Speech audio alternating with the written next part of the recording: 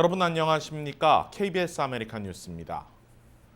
지난 2001년 8월 11일 리버사이드 시청 앞 광장에 도산 안창호 선생의 동상이 세워진 지 오늘로 정확히 20년이 됐습니다. 미주 한인 이민 역사를 재정립한 기념비적인 업적이었던 만큼 20주년을 맞이하는 의미는 큽니다. KBS 아메리칸 뉴스는 오늘과 내일 이틀 동안 도산 동상 제막 20주년의 의미와 성과, 현재 진행 중인 후속 사업들을 기획 취재해 보도합니다. 김경일 기자가 취재했습니다. And it's now linking the two cultures, the cities and the countries. 도산 안창호 선생의 동상은 미주 한인 이민 역사 100년을 앞둔 시점에서 한인 사회의 가장 상징적인 기념비였습니다. 동상이 세워진 지 오늘로 정확히 20년. 태극 문양 위에 도산 선생은 여전히 우뚝 자리를 지키고 있습니다. 마하트라 간디, 마틴 루터 킹 동상과 함께 리버사이드 시를 대표하는 명소이자 민권운동의 상징으로 자리 잡았습니다. 정장을 입은 신사의 모습. 그러나 건립 추진 초기에는 이 모습이 아니었습니다. 작업복을 입고 오렌지를 수확하는 도산 선생의 모습을 세우려 했지만 한국 정부의 반대로 지금의 동상이 세워졌습니다. 오렌지 따가지고 가방에다 넣고 힘겹게 이렇게 한 작업복 차림의 동상에 대한 꿈을 버리지 않고는 있어요. 그러나 동상 주변에는 한인 이민 역사, 독립운동의 기록이 한데 담겨져 있습니다. 오렌지 농장에서 일하고 학생들을 가르치고 한데 모여 예배를 보던 초기 이민사회의 모습이 동판에 담겼습니다. 비석에는 동상 건립을 위해 노력했던 여러 한인들의 이름도 새겨져 있습니다. 도산 동상 건립 이후 리버사이드 시는 초기 한인 이민사회가 형성된 역사 유적지로 재조명됐습니다. 2010년 UC 리버사이드에 김영옥 재미동포 연구소가 문을 열었고 여러 학문과 역사 사료 연구 속에 2017년에는 최초의 한인촌 파차파 캠프 지정도 이루어졌습니다.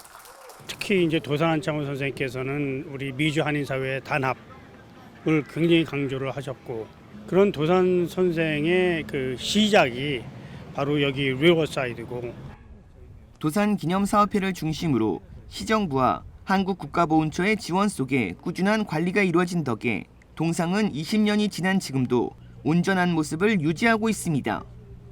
앞으로 또 다른 20년을 어떻게 만들어갈지는 이제 다음 세대들의 몫으로 남겨지고 있습니다.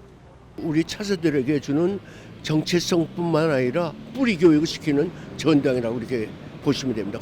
도산 기념관을 비롯해 현재 추진되는 각종 기념사업회의 진짜 중요한 일은 도산 정신의 실천 그리고 확산입니다. 도산 선생이 강조했던 참여하는 사람은 주인이요 그렇지 않은 사람은 손님이다라고 강조한 주인의식, 단단한 한인 사회를 만드는 일입니다. 물론 우리가 바다 건너 있지만은 우리 하나니까. 항상 도산께서 말씀하신 게 우리가 하나로 뭉쳐야 된다는 게 그분의 그 크신 정신이었거든요. 미주 도산 기념사업회는 오는 토요일 오전 리버사이드 도산 동상 앞에서 건립 20주년 기념행사를 개최합니다. 오후에는 한인사회 인사들이 참여한 가운데 총영사관 관저에서 축하 행사도 예정돼 있습니다. 미주 도산 안창호 기념사업회는 한탄보다 스스로가 인물이 되자며 화합을 강조하신 도산 안창호 선생님의 외침이 동상 건립 20주기를 앞두고 미주 한인 후세들에게 더 잘 전달되길 기대하고 있습니다. KBS 뉴스 김경일입니다. 한국 외교부가 투서 접수 이후 제외 공간들에 대한 감찰 조사를 진행하고 있는 가운데 박경재 LA 총영사가 직접 KBS 아메리카 취재진과의 인터뷰에서 제기된 불법 행위 의혹에 대해 사실이 아니라고 반박했습니다. 또 다른 의혹에 대해서는 필요한 부분이 있으면 시정하겠지만 기본적으로 사실이 왜곡됐다는 점을 강조했습니다. 이유수 기자가 보도합니다. 외교부가 박경재 LA 총영사의 부적절한 행위 의혹에 대한 조사를 진행하고 있습니다.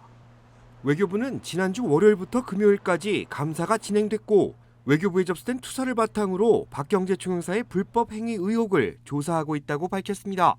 일부 한국 언론들은 박 총영사가 현지 행정직원들에게 비자 발급을 강요했다고 전했습니다.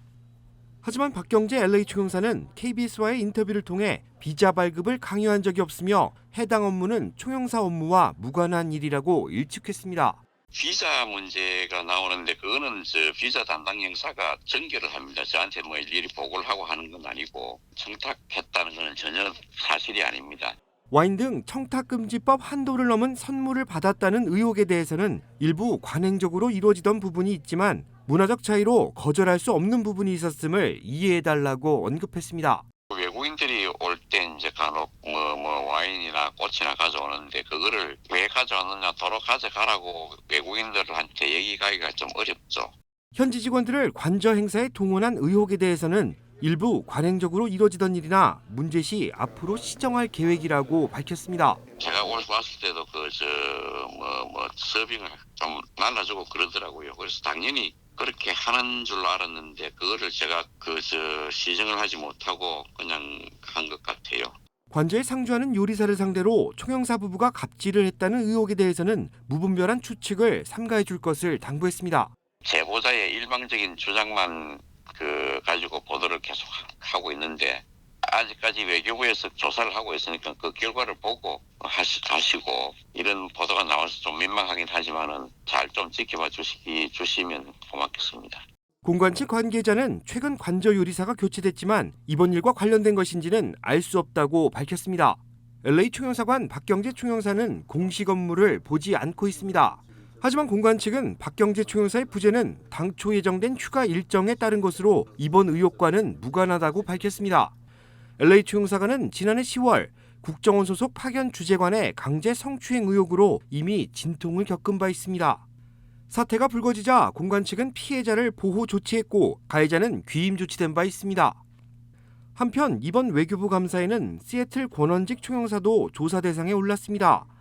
부적절한 발언이 문제가 됐는데 외교부는 올해 개정된 성희롱 폭력 예방 처리 지침에 따라 권 총영사가 재택근무에 돌입했다고 전했습니다. 이번 감사가 향후 LA와 시애틀 공관에 어떤 영향을 미칠지는 아직 미지수입니다. KBS 뉴스 이우수입니다. 올해 10월에 열릴 예정이었던 LA 한인축제가 결국 또다시 취소됐습니다. 델타 변이 확산 우려 속에 지난해에 이어 올해까지 2년 연속 축제를 개최하지 못하게 됐습니다. LA 한인축제재단은 어제 긴급 이사회를 열고 만장일치로 올해 10월 14일부터 나흘간 개최할 예정이었던 제48회 LA 한인축제를 취소하기로 결정했다고 밝혔습니다. 델타 변이 확산 속에 행사장 내에서 발생할 수 있는 보건 방역 문제가 결국 발목을 잡았습니다. LA시 정부가 엄격한 방역 지침을 요구하고 있는 데다 매년 축제 때마다 참가하던 한국의 지자체와 단체, 기업들이 올해는 참가가 어렵고 물류 수송 역시 너무 오래 걸리는 상황이라 행사 취소가 불가피했다는 게 이사회의 설명입니다. 현재까지 축제 부스 예약은 70%가 이뤄진 상황입니다. 재단 측은 현재 부스를 예약한 사업자들에게 취소 사실을 알리고 있으며 선 지급된 부스 예약 비용은 100% 환불이 이뤄질 것이라고 덧붙였습니다. 세계보건기구 WHO는 다른 질병에 사용되는 세 종류의 약물들이 코로나19 감염 환자에게 도움이 될 수 있는지 여부를 검사할 예정이라고 밝혔습니다. 세 가지 약물은 말라리아 치료제인 알테수네이트, 특정 유형의 암을 치료하는 데 사용되는 이메티닙, 면역체계 질병 치료에 사용되는 인플릭시맵입니다. WHO는 이 약물들이 의학 전문가들로부터 입원 중인 코로나19 환자의 사망 위험을 감소시킬 가능성을 인정받아 선정됐다고 설명했습니다. 그러면서 해당 검사에는 52개 국가 600여 개 병원에서 연구자 수천 명이 참여한다고 덧붙였습니다. 앞서 WHO는 렘데시비르와 하이드록시 클로로퀸 등 4개 약물을 평가했지만 코로나19 입원 환자에게 별다른 효과가 없는 것으로 나타났다고 밝힌 바 있습니다. 뉴욕주의 코로나19 입원 환자 수가 한 달 만에 거의 230%나 증가했습니다. 제휴사 뉴욕 KBTV의 보도입니다. 뉴욕주의 코로나19 입원 환자 수는 현재 1,225명으로 지난달에 비해 거의 230%나 증가했습니다. 사망자 수도 한동안 한 자릿수를 유지했지만 지난 주말 두 자릿수를 기록한 데 이어 어제 12명의 하루 신규 사망자가 발생했습니다. 델타 변이의 확산으로 돌파 감염자들이 늘어나고 있는 것 또한 현재 감염률 증가의 원인이 되고 있습니다. 보건당국의 최근 자료에 따르면 뉴욕시에서 코로나19 양성 판정을 받은 사람 중 83%는 델타 변이 감염인 것으로 나타났으며 뉴저지에서도 83.9%로 거의 비슷한 수준을 보이고 있습니다. 한편 뉴욕시는 새학기를 앞두고 12세 이상 학생들이 백신 접종을 할 수 있도록 부모들을 대상으로 백신 접종 독려 캠페인을 펼치며 적극적인 홍보 활동에 나서고 있습니다. 뉴욕시에 따르면 지금까지 12세에서 17세 아동 24만여 명, 약 44%가 코로나19 백신 최소 1차 접종을 마쳤습니다.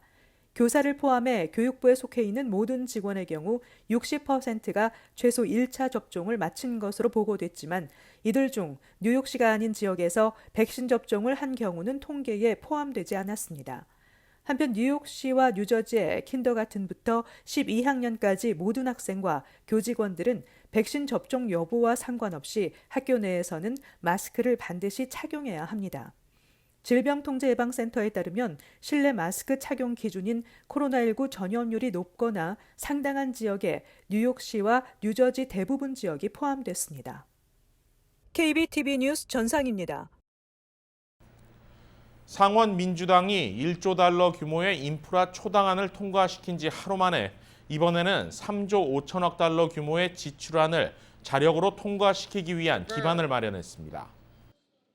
연방 상원은 오늘 오전 3조 5천억 달러 규모의 지출안 처리를 위한 첫 단계인 예산 결의안에 대한 표결을 실시해 찬성 50표 대 반대 49표로 통과시켰습니다. 예산 결의안은 상원의 예산 조정 절차 발동을 위한 첫 단계로 예산 조정 절차를 사용하면 법안 처리에 요구되는 60표가 아니라 단순 과반 찬성만으로도 법안 통과가 가능해집니다. 회계연도 기준 1년에 한 차례만 사용할 수 있는데 민주당 상원이 이 카드를 꺼내든 것입니다. 이렇게 될 경우 법안 저지를 위한 공화당의 필리버스터 종결도 가능해집니다. 이날 예산 결의안이 통과됨에 따라 법안은 12개 상임위원회가 세부 예산안을 마련한 뒤 이후 단일 법안인 조정 법안으로 합쳐져 다시 상원 표결을 거치게 됩니다. 세부 예산안 마련 시기는 9월경이 될 것으로 보입니다. 앞서 바이든 행정부와 민주당은 미국 일자리 계획과 가족 계획 법안을 합쳐 4조 달러 규모의 지출안을 마련했습니다. 공화당의 반대를 의식해 어제 1조 달러 규모의 인프라 초당안을 먼저 통과시킨 뒤에 교육과 복지, 기후변화 등을 담은 3억 5천만 달러 규모의 추가 예산안은 단독으로 처리하겠다는 계획을 세운 바 있습니다.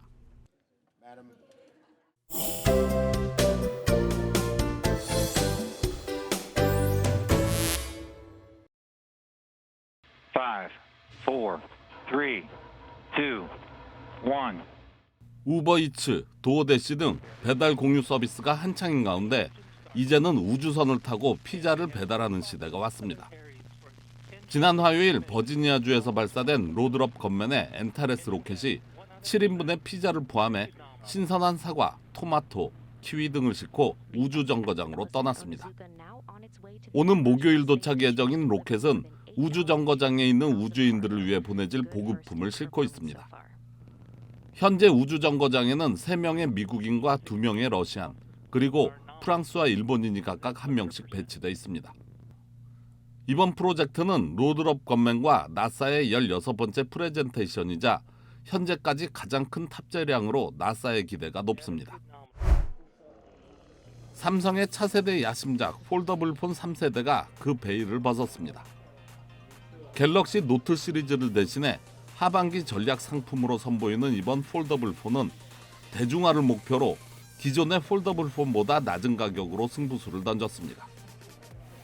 펼칠 준비를 해라라는 주제로 열린 이번 행사는 온라인으로 진행됐습니다. 삼성은 이번 행사에서 갤럭시 Z 폴드 3, 갤럭시 Z 플립 3를 공개했습니다. 우선 갤럭시 Z 폴드 3를 살펴보면 7.6인치형의 인피니티 디스플레이와 폴더블 폰 최초로 S펜을 지원합니다. 열린 화면에서 영상 통화를 하면서 노트를 실행할 수 있으며 통화 내용의 메모도 가능합니다. 갤럭시 Z 플립 3는 세련되고 컴팩트한 디자인을 내세웠으며 향상된 카메라 기능과 전작에 대비해 4배 커진 커버 디스플레이로 스타일과 기능 모드를 갖췄습니다.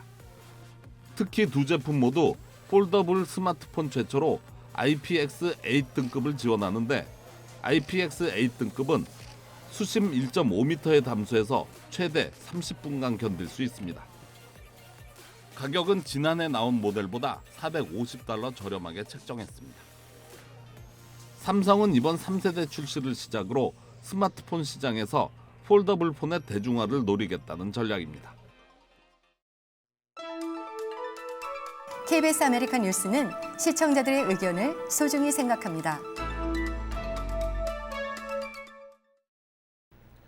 KBS 아메리칸 뉴스 마칩니다. 고맙습니다.